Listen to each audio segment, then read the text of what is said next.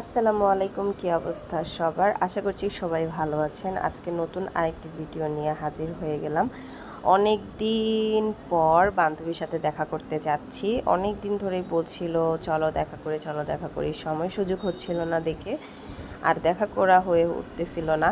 আজকে সময় করে বেরই হয়ে গেলাম, চলে যাচ্ছি দিয়াবাড়ি। সাথে ছিল আমার দেবরের বউ এবং আমার ছেলে। তো দিয়াবাড়ি যেতে আমার খুবই ভালো লাগে, কোনো কষ্ট করতে হয় না।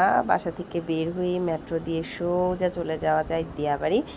তো মেট্রো থেকে নেমেই দেখলাম এক ঝাঁক পরি কাশবনে ছবি তুলতে এসেছে, ফটোশ্যুট করবে মূলত, এই জন্যই সেজেগুজে আসা। আমরাও এখানে কিছু ছবি ভিডিও করে দেন আমার বান্ধবী আসায় একসাথে চলে গেলাম কায়াকিং করতে।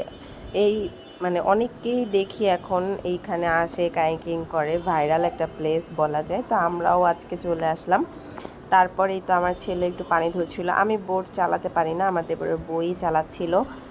ওর মাঝে মাঝে হাত ব্যথা হয়ে যাচ্ছিল, তখন আবার আমি একটু একটু নিচ্ছিলাম, তখন ভিডিও বানাচ্ছিলাম।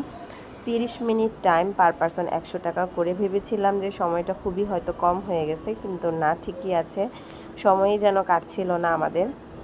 এরপর কায়াকিং শেষ করে আমার ছেলে একটা রাইড নিল, নেওয়ার পর আমরা একটুকিটাকি খাওয়া দাওয়া করে চলে যাচ্ছি বাসায়, কারণ ইতিমধ্যেই সন্ধ্যা পার হয়ে গেছে। তো মেট্রো স্টেশনে দাঁড়িয়েছিলাম, মেট্রোর জন্য অপেক্ষা করছি, এরপর সোজা বাসায়। ভালো থাকবেন সবাই, আসসালামু আলাইকুম।